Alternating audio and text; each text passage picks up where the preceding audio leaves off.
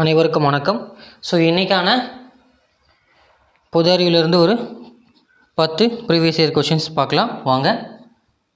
First question, எந்த ஆண்டு நேரடி நியமன கிராம நிர்வாக அலுவலருக்கான தேர்வு தமிழ்நாடு அரசு பணியாளர் தேர்வாணையம் வரையறைக்குள் கொண்டு வரப்பட்டது அப்படின்னு கேட்குறாங்க.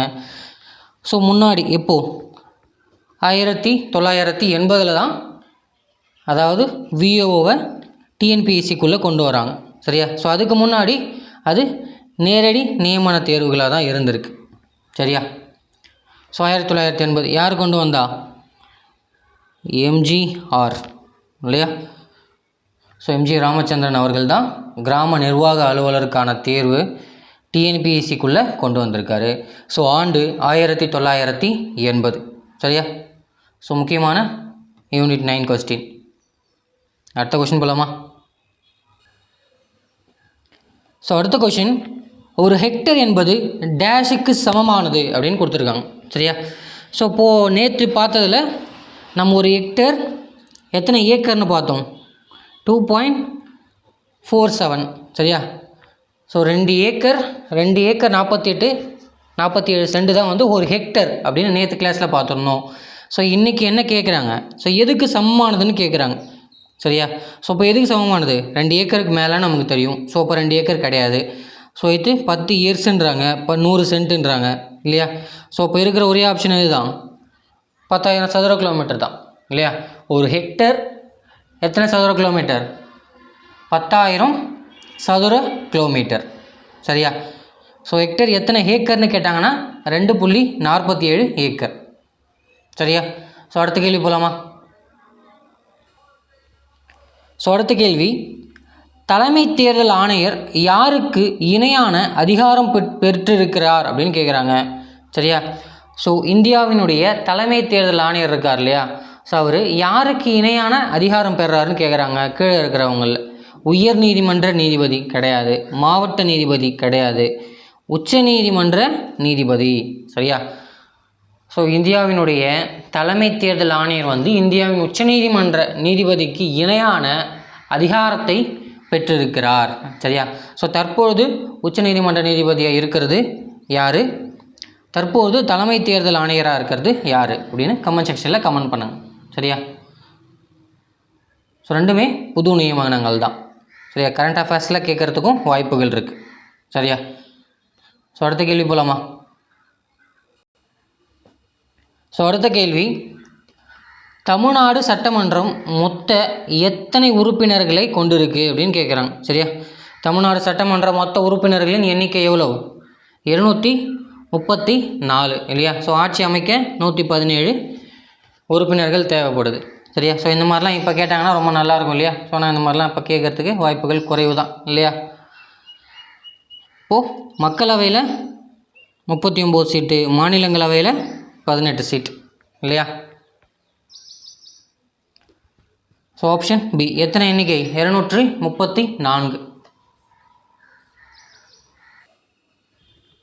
ஸோ அடுத்த கேள்வி, ஜாலியன் வாலாபாக் படுகொலைக்கு பின் ரவீந்திரநாத் தாகூர் துறந்த பட்டம் என்ன அப்படின்னு கேட்குறாங்க, சரியா? ஸோ ஜாலியன் வாலாபாக் படுகொலை எந்த ஆண்டு? 1919, சரியா? ஸோ ரவுலட் சட்டத்துக்கு எதிராக ஸோ பஞ்சாபில் ஸோ ஒரு போராட்டம், அமைதி போராட்டம் அறிவிக்கிறாங்க. ஸோ அந்த போராட்டத்துக்கு அங்கே அந்த பகுதியில் இருந்த தலைவர்களான சாயிபுதீன் கிச்லு, சத்யபால் இவங்க 2 பேரும் போராட்டத்தில் ஈடுபடும் போது அவங்கள கைது செய்கிறாங்க. ஸோ ஏன் அவங்கள கைது செஞ்சீங்க அப்படின்றத கேட்கறதுக்காக அமைதியான அந்த ஊர் மக்கள் வந்து போகிறாங்க, சரியா? ஸோ அமிர்தசரஸ் மக்கள். ஸோ அங்கே இருக்கக்கூடிய ஒரு இடம் தான் ஜாலியன் வாலாபாக் அப்படின்ற இடம், சரியா? ஸோ அந்த இடத்துல வச்சு ஸோ அவங்க சுட்டு கொண்டிருப்பாங்க, சரியா? ஸோ மைக்கேல் ஓ டயருடைய ஆர்டரின் பேரில் ஸோ ரெஜினால்டு டயர் தான் வந்து ஷூட் பண்ணியிருப்பார், சரியா? ஸோ அஃபிஷியலாக ஒரு 300-400 பேர் கணக்கு சொன்னாங்க, ஆனால் அதிகமாக தான் இருந்திருக்கும், இல்லையா? ஸோ அந்த நிகழ்வை ஒட்டி ஸோ ரவீந்திரநாத் தாகூர் அவர்கள் துறந்த பட்டம் எது அப்படின்னு கேட்குறாங்க. ஸோ என்ன பட்டம்? நைட்வுட் பட்டம், சரியா?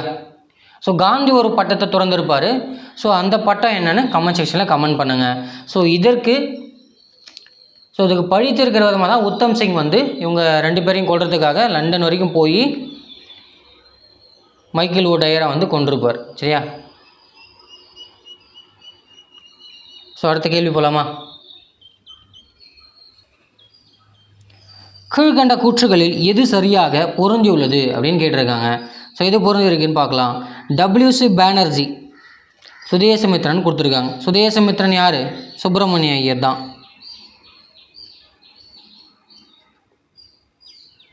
எப்போ? 1891. ஸோ டபிள்யூசி பானர்ஜி யார்?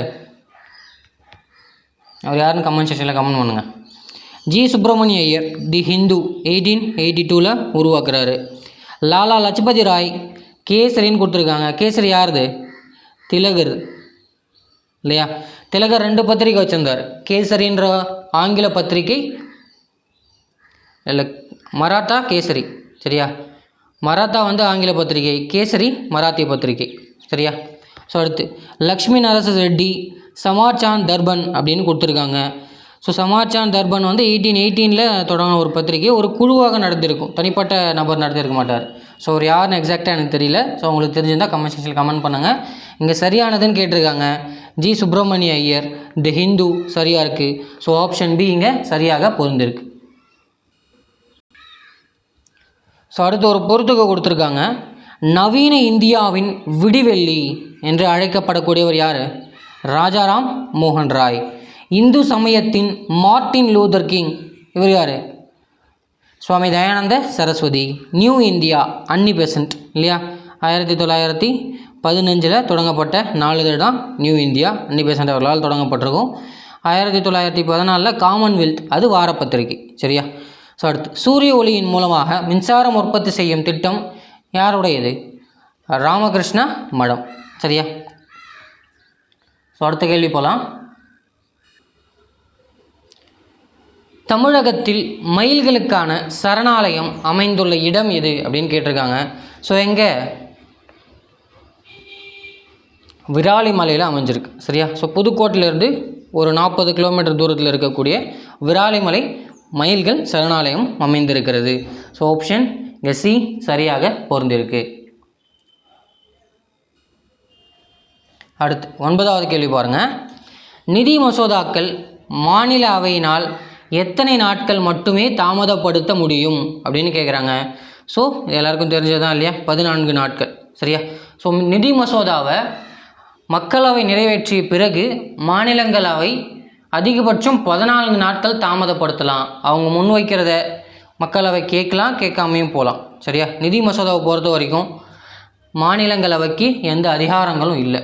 சரியா? ஸோ மற்றபடி எல்லாத்துக்கும் மாநிலங்களவையும் ஒப்புதல் தரணும். சரியா? இதில் நிதி மசோதாவுக்கு மட்டும்தான் மாநிலங்களவைக்கான அதிகாரத்தை குறைச்சிருக்காங்க. சரியா? ஸோ நிதி மசோதாக்கள் மாநிலங்களவையினால் 14 நாட்கள் மட்டுமே தாமதப்படுத்த இயலும். ஸோ 10வது கேள்வி பாருங்கள். சாதாரணமாக ஒரு மாநகராட்சியின் மக்கள் தொகை அப்படின்னு கேட்குறாங்க. சரியா? ஸோ ஒரு மாநகராட்சியினுடைய மக்கள் தொகை என்ன அப்படின்னு கேட்குறாங்க. சரியா? ஸோ என்ன? 10 லட்சத்திற்கும் 10 லட்சம் அல்லது 10 லட்சத்துக்கு மேலேயும் இருக்கலாம். சரியா? ஸோ நகராட்சினா 1 லட்சத்துக்கு மேலே, பேரூராட்சினா 10,000க்கு மேலே, கிராம ஊராட்சினா 1000 பேருக்கு மேலே இருந்தாலே கிராமம் கொடுக்கலாம். பேரூராட்சி 10,000, நகராட்சி 1 லட்சம், மாநகராட்சி 10 லட்சம் இல்லையா? ஸோ அவ்வளோதான். ஸோ இன்றைக்கான 10 கேள்விகளை பார்த்துட்டோம். ஸோ நாளைக்கான கேள்விகளை நாளைக்கு பார்க்கலாம். வீடியோ பிடிச்சிருந்தால் லைக் பண்ணுங்கள், ஷேர் பண்ணுங்கள், கமெண்ட் பண்ணுங்கள், முக்கியமாக சப்ஸ்கிரைப் பண்ணுங்கள். நன்றி, வணக்கம்.